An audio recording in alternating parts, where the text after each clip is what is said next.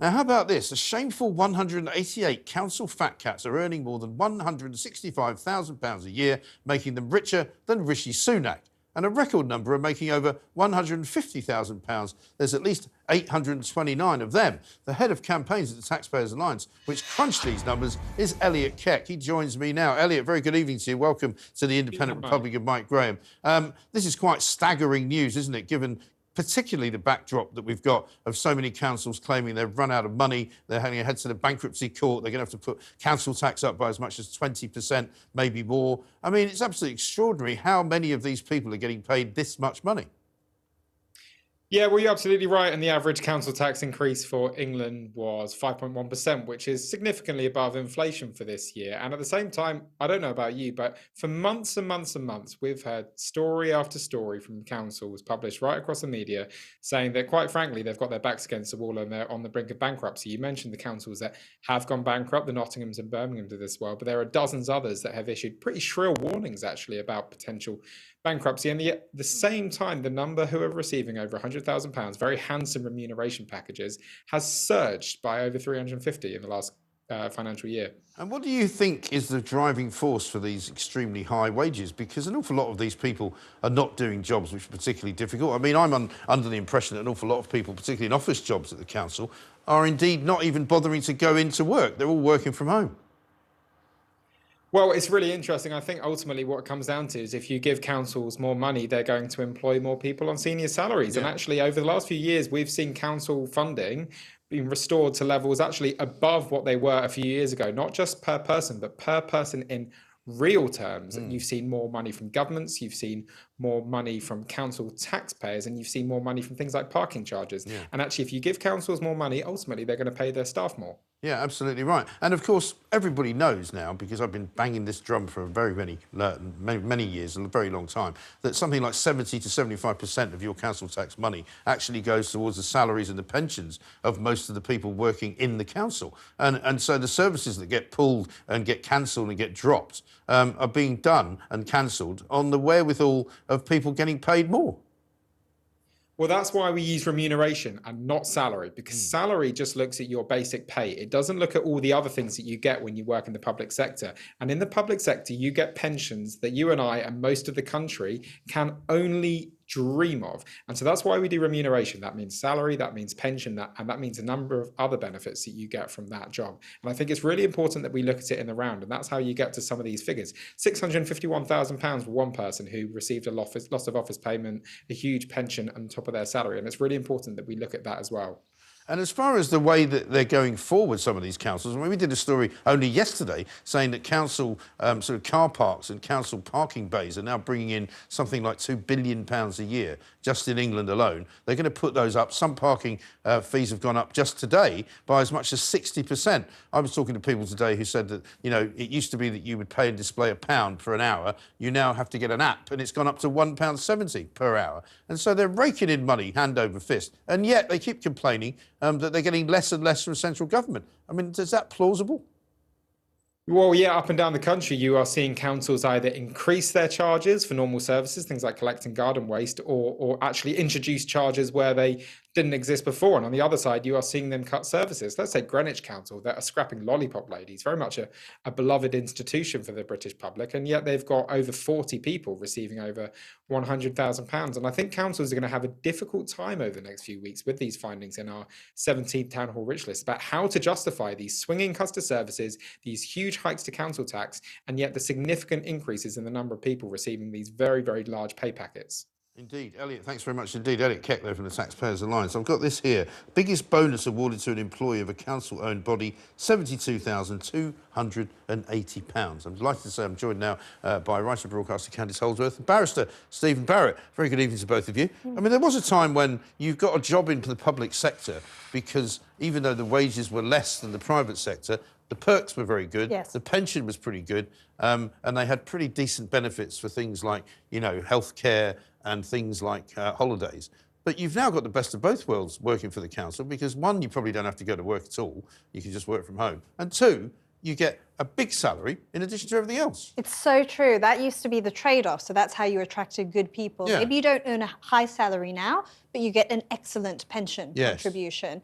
I think you still want to attract good people, but you have to be really realistic about how this revenue is raised. I mean, you're not a profit-generating business. No. It comes from taxpayers. Right. And taxpayers are under increasing pressure. And as we're seeing with lots of councils, the services are being cut, they're becoming lower quality, and the council tax is going up. So, I mean, it's really, really unfair. And I'm so glad we're having this conversation now about providing value to taxpayers. And, Stephen, they continually blame the Tories, as it is their wont to do, I suppose, because that's what everybody does. But, you know, despite the fact that they're still raising more money from things like parking, from things like, you know, low emission zones and that sort of thing, and council tax, it seems extraordinary to me that it can't all be the fault of central government giving them less money, surely.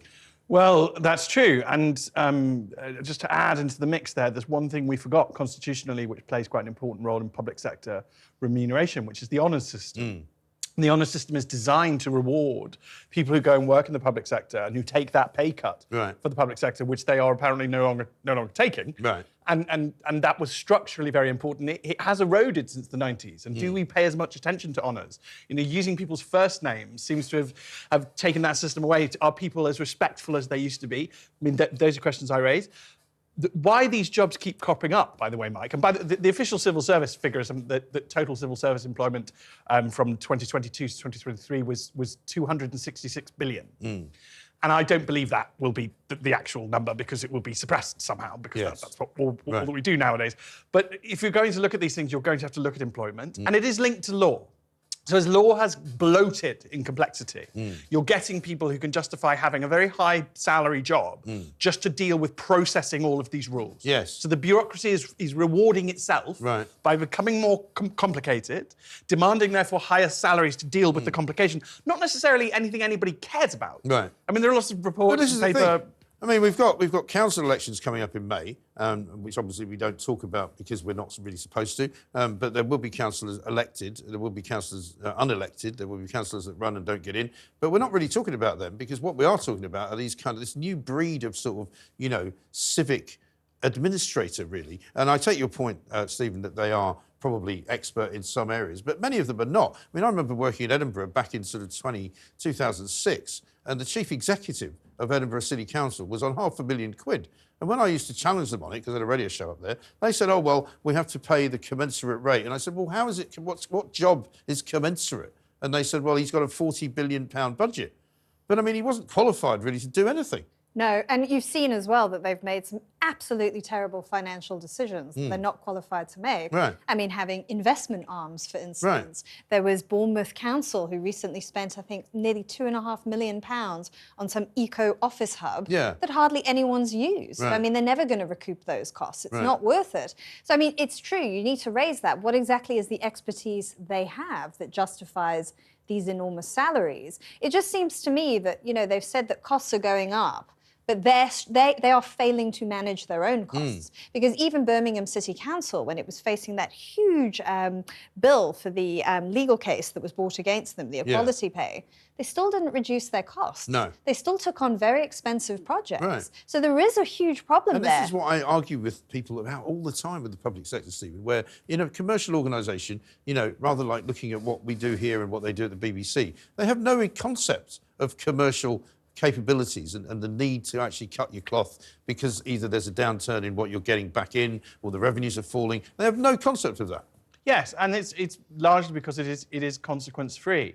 But I mean, I have a theory that if you're not actively fighting a human vice, it will be getting worse. Yeah. And we haven't looked at inefficiency and waste and bloat in the public sector for a very long time. And so has that, whilst we haven't been looking at it, been getting worse? I mean, how do we employ more people post-pandemic than we did pre-pandemic? Yes. Why? I know. Well, we've now got 6 million people working in the public sector. That sort of covers basically all of it, including the NHS, which now accounts for a third of that, with 2 million alone. But look at the number of government advisors we've got, you know, which we didn't have 20, 30 years ago. Suddenly there's dozens of them, all being paid by the public purse, and they all think that they're doing a great job. But in fact, we could probably do without them, given the way the country is being run. I don't know who's advising the government, but I don't think they're worth paying, to be honest. Yes, I think that seriously has to be looked at, and it seriously has to be considered, along with, you know, what many people think is a ballooning welfare bill as well. I just don't think the taxpayer, and I mean, people I speak to, I don't think they've ever been under as much pressure as they are now. And these are people on decent incomes. And yet they say at the end of every month, I have nothing left, I cannot save. Right. And that's really shocking Right. because you're seeing this huge gap opening up between the private sector and the public sector. And I mean, we've seen some of these figures that have come out for remuneration and for compensation for a loss of employment. But for an awful lot of people, once you get a job in the local council, you don't lose it, do you? You don't, No. you don't suffer from the same sort of swinging cuts that come along and they go, sorry, we're going to have to lose this entire department. No, and one of my theories about why I'm quite so obsessive about law, and I like to do a lot of law, and I pay a lot of attention, and I work very, very hard. This is why we want you here. Well, that's very kind. But I'm under a lot of pressure, Mike. I mean, I could get sued by my clients and lose my house. Right. So that makes me work at a certain level. You know, that level of direct accountability, direct fear, impacts how I behave. Yes. Whereas if you're another type of lawyer, I won't necessarily name them, you're under very little risk. Yes. And so, and I'm not saying that means they're all lazy.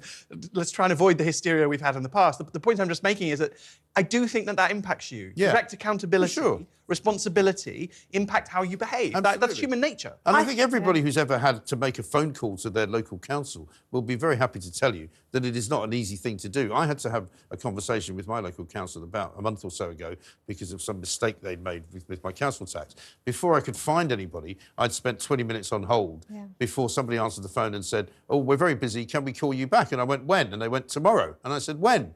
Tomorrow? Oh, between 8 and 5. I'm like, no, you can't call me back between. I work for a living. You can't just call me whenever you want, Well, they're not incentivized to treat you as a customer. I mean, it's such a good point about taking risks, incentives. If a council, for instance, decides to build, like Bournemouth Council did, this expensive new eco-hub, they're not going to really bear the costs if that failed. No. I mean, a private enterprise would, but who will take the brunt of it? The taxpayer will.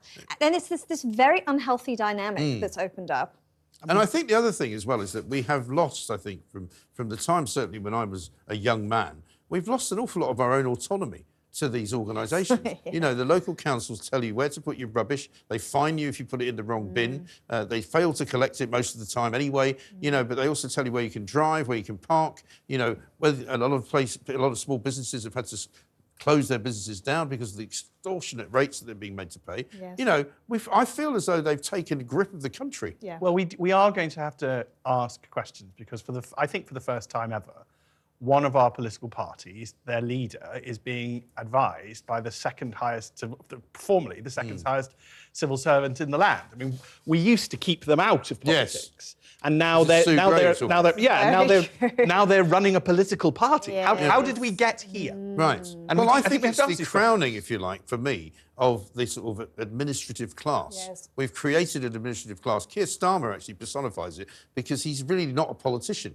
He's actually a jumped-up sort of, council executive. Not even a councillor, because councillors can be a bit eccentric, they can be a bit weird, they're usually local, they usually have a kind of love for the community, whether you like them or not. They might dress in sort of odd suits, but, they're generally people that you can also elect and kick out. But these administrative class type people have taken over everything. The civil service, they've taken over running, the country, they run the local councils, they run everything. Yes. Well, Rory Sutherland, the really interesting Spectator writer, has written so much on this about how you get a growth of a sort of bureaucratic class. Yeah. And they really strangle productivity. So they strangle productive members of society. It's why we have such a problem with building things. If it moves, tax it, I think is their